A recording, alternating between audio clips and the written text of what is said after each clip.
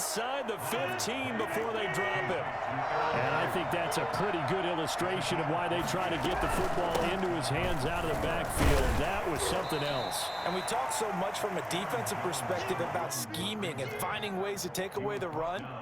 That means the offense has to devise different ways to get the ball in the hands of their guy out of the backfield. Find open space, let him run, and big things can happen, and they did right there.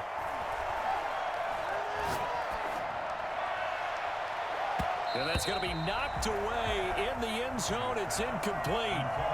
So many times when we talk about coverage, we're just about a defender running with a receiver, but a big part of it is understanding where the football is, finding it. In this case, when it arrived, it wasn't a surprise, and he was able to bat it away. Touchdown, Packers. Rodgers connecting with Equinemius St. Brown. And the Packers are within an extra point of tying this thing up. And with the rules as touchy as they can be, it's so hard to complete a diving catch in the end zone, but he just did it pretty well. How about him getting his body, his hands, everything underneath and around the football without it hitting the ground and causing some doubt in the minds of the people who have to look at this and possibly review it. What a tremendous effort and a great catch. A couple of teams locked into a good one here. 21 all the score as the kick's away. So the onside kick is recovered. And, you know, I always thought, Charles, as someone who didn't play these positions, that going over the middle as a receiver or trying to recover an onside kick, those are two very tough things to do. It takes a lot of fortitude to put yourself in that position, but you have to do it in order to help your team win. Unable to recover it, it costs him. The kicking team gets the football here. Just about every quarterback is trained to really look downfield first before you come back and make a nice, safe throw. And in this case, that's exactly what he did. Found his running back, let him create some space, and it turned out to be a nice play for the offense. Facing a 2nd and 2 after that last catch, good for 8 yards.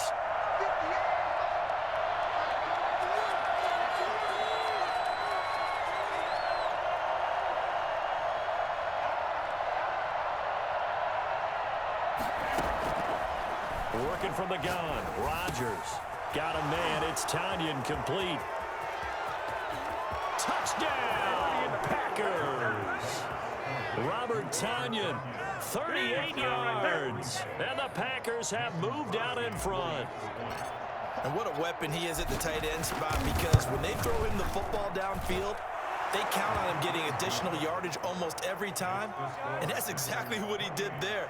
Caught that, ran with it, all the way to the end zone. And now, defensively, they're going to burn their first time out. Remember, they get an extra time built in coming up here shortly at the 2-minute warning.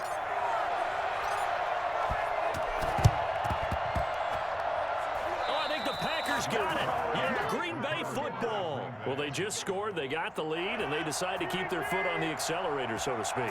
Scouting, scouting, scouting. They had to have seen something in their preparation for this game that told them in this situation, if they get the look they like, let's go ahead and go for it anyway. They like being bold. Just a yard on the pickup there, and it'll bring up a 2nd and 9. A gain of a yard brings up 2nd and 9 at the 49-yard line. So it's Packer football here as we welcome you back. They've got a 2nd down now as they search for a way to get this one to the finish line. Oh, there's that man again. It's complete. And whistles, and we're going to have another stoppage of play as they call the timeout on defense with 1:53 left. 3rd down. The Packers bringing in an extra member of the secondary here to try for the 3rd down stop. Rodgers to throw. Now they go screen. It's complete. And they go backwards here, losing yardage back at the 48-yard line. Tough sledding. They lose a yard there on 3rd. Well, you can see what they wanted to do. They wanted to set up the screen there, but it got blown up. It's hard to run that play if you're not getting a lot of pressure at the quarterback because the space doesn't open up. They were able to read that one and slow it down and stop it before they could get a 1st down. Now the Packers going to burn their 3rd and final timeout as it'll come with an even 90 seconds remaining on the clock.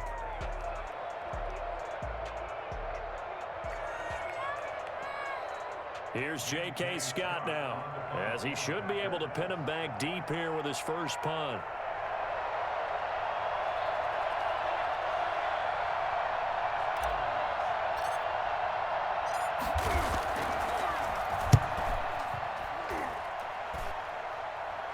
And this one will not be returnable as it sails out of bounds. At their own 29-yard line.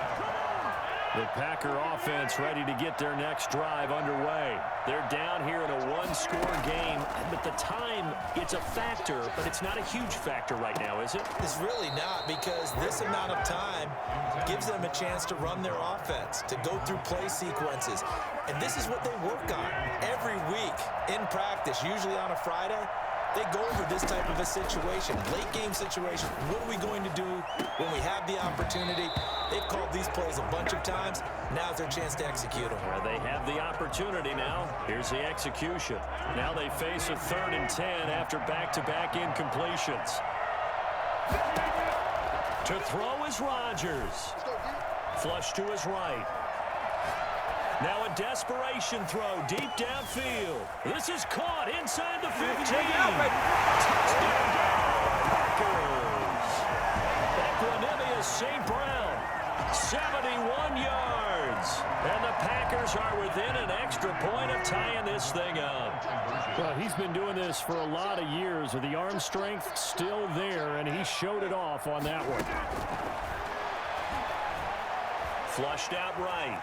Oh, no, he lost the football. And this is going to be Packer football. I think we can figure out why they went for 2 there, right? Up 1, you want to make it a field goal difference if at all possible. They didn't get it. Now they've got to play some defense down the stretch. Yeah, not much margin for error now for your D. They just have to get it into range. Taking it about the 1. And all deep in his own territory, he coughs up the football. When you kick off and you go downfield and get the ball back, that's what I call a great opportunity. In a one-score game, I always circle, and you know this, but in my play-by-play sheet, I circle big plays. It could be turning points. This could be a turning point. Did you put a second circle around this, or this is pretty big? I put a star. Oh, he had 6 points in his hands there. Couldn't hang on. 2nd down. He'll look to throw. And his throw's going to be incomplete.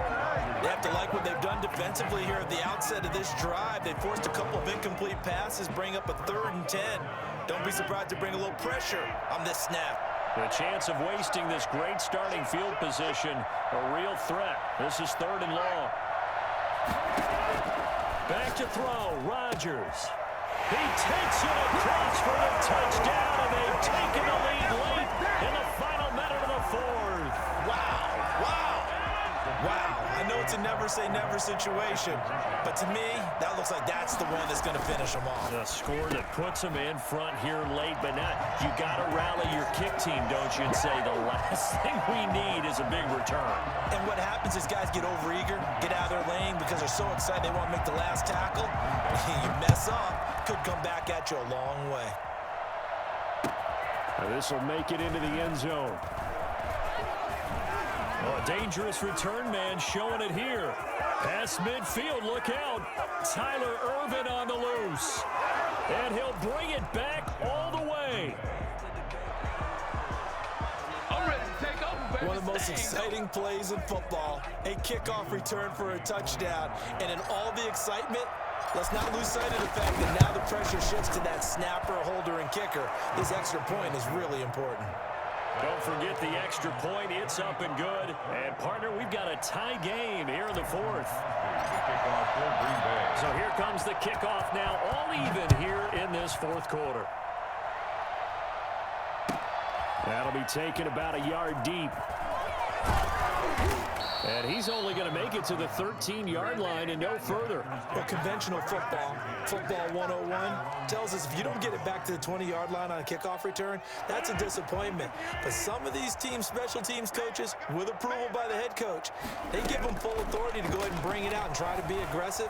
Almost what we call the green light, red light theory. Green light means go, red light. And this is going to be intercepted. He's picked off near his own 48. That interception sets them up beautifully already in the red zone. And you can hear it all the way up here. Oski, everyone turned to block, find a spot, and now they're set up inside the red zone for their offense. 2 yards on the pickup there. It'll be 2nd and 8. We can't be totally sure that that was by design, but we do know that a lot of kickers like the ball in the right hash in order to kick the field goal.